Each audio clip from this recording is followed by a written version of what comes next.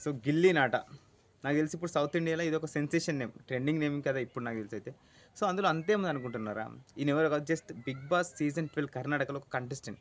So కంటెస్టెంట్కి ఇంత sensation ఎందుకని మీరు అనుకోవచ్చు. ఆయనకు పోలైన ఓట్స్ ఏంటో తెలుసా? అక్షరాల 37 కోట్లు. సో నాకు తెలిసి ఇండియా లెవెల్‌లో ఒక కంటెస్టెంట్‌కు ఇంత భారీ అంటే భారీ మెజారిటీతో ఓట్స్ అయితే ఎప్పుడు పోల్ కాలేవు నాకు తెలిసి అయితే. సో దాని గురించి ఇప్పుడు ఆయన ఒక సెన్సేషన్ అసలు నేను చెప్పాలంటే. అసలు ఈయన ఎవరు? గిల్లీ నట. ఈయన జస్ట్ మనలాగే ఒక సాదా సీదా వ్యవసాయ కుటుంబంలో పుట్టిన ఒక సాధారణ వ్యక్తి. సో 1996 జూలై 5లో పుట్టిండు. సో అంతకుముందు ఆయన ఒక ఆయన పెరిగిన ఎన్విరాన్మెంట్ మొత్తం కంప్లీట్‌గా ఒక విలేజ్ లెవెల్. సో తనలో ఏదైతే తప్పున ఉన్నదో, ఒక కమెడియన్ కావాలో, ఒక యాక్టర్ కావాలో, సో ఆయననే నేడు ఇంతవరకు తెచ్చి ఒక బిగ్ బాస్ విన్నర్‌కి చేయబోతున్నది. సో ఇంకా విన్నర్ ఎన్వెన్స్ కాలేదు. ఈరోజు ఫైనల్ కదా! సో ఈరోజు సండే కదా! ఈరోజు ఫైనల్ ఉంటది. సో ఆల్మోస్ట్ తనే అని ఫిక్స్. ఎందుకంటే దాదాపు 37 కోట్ల ఓట్స్ మెజారిటీ, అంటే కోట్ల ఓట్స్ పోలైనాయంట.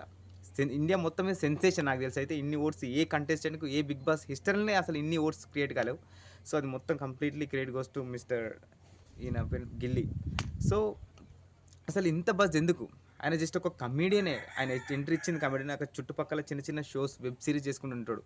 సో అంతకుముందు ఆయన కిలాడి కామెడీస్ 4 సీజన్‌లో రన్నర్ అప్ అంట. అంతకుముందు కొన్ని వెబ్ సీరీస్ చేసిండు. సో ఒక కమెడియన్‌గా ఎంట్రీ ఇచ్చిండు.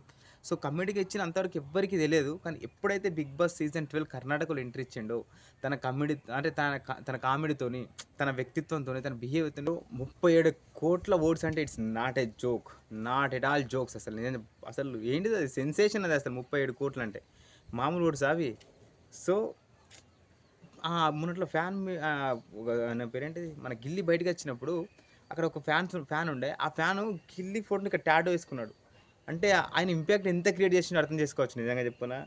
సో అలాంటివి ఏమంటారు, కంటెస్టెంట్ దొరకడం ఇంకా రేర్. నాకు తెలిసి బిగ్ బాస్ అయితే మొత్తం మీద వెతికిలాడి ఒక మంచి కంటెస్టెంట్ అయితే పట్టింది. సో మన బిగ్ బాస్ ఇంకా అట్లా ఒక మంచి కంటెస్టెంట్ ఉన్నా లేకున్నా సెకండరీ విషయం. కానీ మన దగ్గర ఎట్లా వచ్చిందనుకో, దాన్ని ఎట్లైనా కానీ చెడ్డ చేసి పడేస్తాం. అది మనకు అలవాటైన పనే. సో తను కూడా జస్ట్ ఒక కమెడియన్‌గానే ఎంట్రీ ఇచ్చిండు. సో అప్పటికి జనాలకంత ఏం పరిచయం లేడు.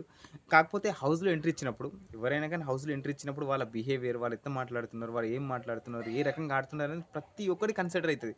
సో తన ఆట శైలితోని, తన టైమింగ్‌తోని, తన బిహేవియర్‌తోని లక్షలాది మందిని అక్కడ ఎవరైతే ఉన్నారో వాళ్ళని సంపాదించుకున్నాడు.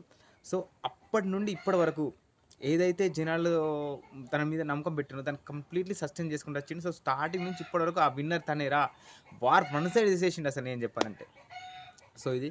సో ఈరోజు ఫైనల్ ఉన్నది. కాకపోతే 100% ఆయనే విన్ కాబోతున్నాడు. సో ఇది కన్నడ బిగ్ బాస్‌కి, మన బిగ్ బాస్‌కి తేడా ఏందంటే, మన ఓటింగ్ పోల్స్ ఏవైతే ఉంటాయో అవి ఫ్రైడే 12:00 క్లోజ్ అయిపోతాయి. కానీ అక్కడ అట్లా కాదు. సండే వరకు గూడా ఆ టైమింగ్ ఏదో సర్టెన్ టైమ్ ఉంటది. అప్పటి వరకు ఇంకా ఓటింగ్ పోల్స్ అనేటివి ఓపెనే ఉంటాయి. మళ్ళీ ఇంకేం చెప్పన్నా, ఓన్లీ అక్కడ 1 పర్సన్‌కు 99 ఓట్స్ మాత్రమే వేయాలంట. ఇక్కడ మనకు అన్‌లిమిటెడ్. 99 ఓట్స్ ఉన్నప్పుడే ఆయనకు 37 కోట్ల ఓట్స్ పడ్డాయంటే, అన్‌లిమిటెడ్ ఓట్స్ ఉంటే అసలు డేంజర్ అసలు. అసలు ఒక కంటెస్టెంట్‌కి మరి ఇంత మద్దతు, ఇంత అప్రిషియేషన్ ఎట్లా లభిస్తుందంటే నాకైతే ఇంకా ఒక ఆశ్చర్యమే. సో మేబీ తన ఆడిన బిహేవియర్, తన బిహేవియర్ ఏదైతే ఉన్నదో దాని వల్లనే అంతమందిని సంపాదించుకున్నాడేమో. నాకు తెలిసైతే అక్కడున్న బిగ్ బాస్ ఏదైతే ఉన్నదో కంప్లీట్‌లీ ఆయన గురించే చూసినట్టున్నాను నాకు తెలిసి. సో అక్కడ బిగ్ బాస్ గురించి రీసెర్చ్ చేసుకునేటప్పుడు ఒక ఇంట్రెస్టింగ్ కంటెస్టెంట్ గురించి నాకు తెలిసింది. తను ఎవరో కాదు, రక్షిత శెట్టి. సో తను కూడా ఒక జస్ట్ మరి అంత పెద్ద ఇన్‌ఫ్లుయెన్సర్ కాకుండా ఒక యూట్యూబర్ తనిక, కంటెంట్ క్రియేటర్.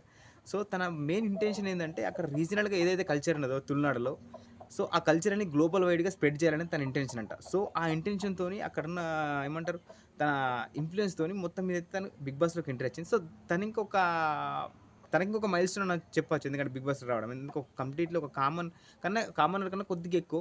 సో అలాంటి కంటెస్టెంట్ అచ్చి తనకంత ఒక ముద్ర వేసుకొని, నాకు తెలిసి తను రన్నర్ అప్ అయ్యే ఛాన్స్ ఎక్కువున్నది.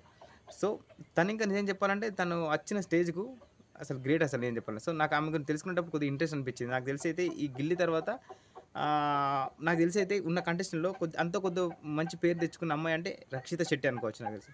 సో ఇప్పుడు మన దగ్గరికొద్దాం. సో ఇక్కడ ప్రాబ్లమ్ ఎక్కడవుతుంది అసలు మన దగ్గర? కంటెస్టెంట్‌ల దగ్గరనా? లేదా మన ఆడియన్స్ దగ్గర అవుతుందా?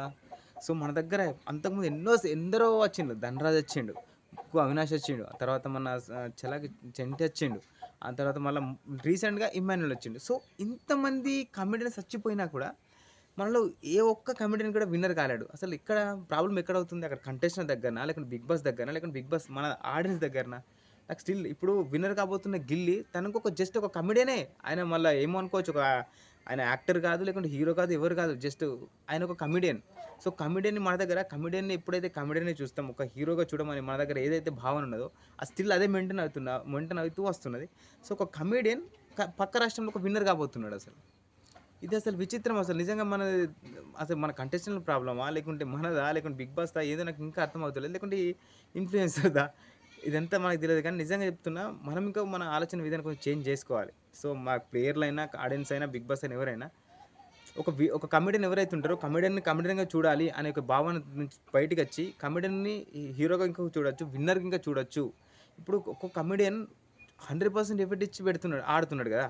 సో, అలాంటి కమెడియన్‌ని మనం విన్నర్‌గా ఎందుకు చూడొద్దు? ఎప్పుడు కమెడియన్‌గా ఉండిపోవాలా? కమెడియన్ హీరో కావద్దా? సో, ఖచ్చితంగా బ్రేక్ అవ్వాలి. ఎందుకంటే వేరే వేరే ఇప్పుడు మారుతున్న సమాజం ప్లస్ మారుతున్న మైండ్ సెట్‌తోని ప్రకారం మనం ఇంకా ఖచ్చితంగా మారాల్సిందే. కమెడియన్ కాకుండా విన్నర్‌గా ఇంకా చూడాలి ఖచ్చితంగా. సో, పక్క రాష్ట్రంలో ఖచ్చితంగా ఈరోజు ఒక విన్నర్ కాబోతున్నాడు. అది కూడా ఒక కమెడియన్. సో, ఎందుకు అంతలా నవ్విచ్చే కంటెస్టెంట్‌లు, అంతలా బిహేవ్ చేసే కంటెస్టెంట్ మన దగ్గర లేకుండేనా? లేదా రాలేరా? లేక 'బిగ్ బాస్' అసలు సెలెక్ట్ చేయలేదా వాళ్ళని? సో, ఇది ఖచ్చితంగా ఒకసారి ఆలోచించదగ్గ విషయమే. సో, మొత్తం మీద అయితే తను భారీ ఇప్పుడున్న సెన్సేషన్ తను. నాకు తెలిసైతే ఇండియా మొత్తం మీద హైయెస్ట్ ఓట్స్ తనకే ఇప్పుడు రీసెంట్‌గా అయితే. తమిళ్ నుంచి ఒక కంటెస్టెంట్ ఆ కంటెస్టెంట్ పేరు గుర్తులేదు. ఈయన తర్వాత నాకు తెలిసి సైనే అయ్యి ఉండొచ్చు. సో, ఇది మొత్తం మీద అయితే ఈయన చరిత్రలో నిండిపోతాడు. ఎందుకంటే ఒక కమెడియన్ విన్నర్ కాబోతున్నాడు. సో, ఖచ్చితంగా ఇదొక సెన్సేషన్ హిస్టరే 'బిగ్ బాస్' చరిత్రలో నాకు తెలిసైతే. ఇది చూడాలి మరి. మన దగ్గర నుంచి ఇంకొక కమెడియన్ విన్నర్ కావాలని ఖచ్చితంగా నేను కోరుకుంటున్నా ఖచ్చితంగా. ఒక కమెడియన్ విన్నర్ కావాలి. ఒక లేడీ విన్నర్‌ని చూడాలి మనం. ఎప్పుడు అదేనా? మనకంటూ ఒక ఒపీనియన్ ఉండాలి. అసలు ఇవన్నీ జరగాలంటే ఫస్ట్ మీరు ఇన్‌ఫ్లుయెన్సర్‌లకు ఈ రివ్యూవర్‌లకు ఇన్‌ఫ్లుయెన్స్ కాకండి ఫస్ట్ ఇది. సో, ఇది. ఒకవేళ మీకు ఈ వీడియో నచ్చుంటే లైక్ కొట్టండి. సబ్స్క్రైబ్ చేయండి. Thank you. ఉంటా. See you.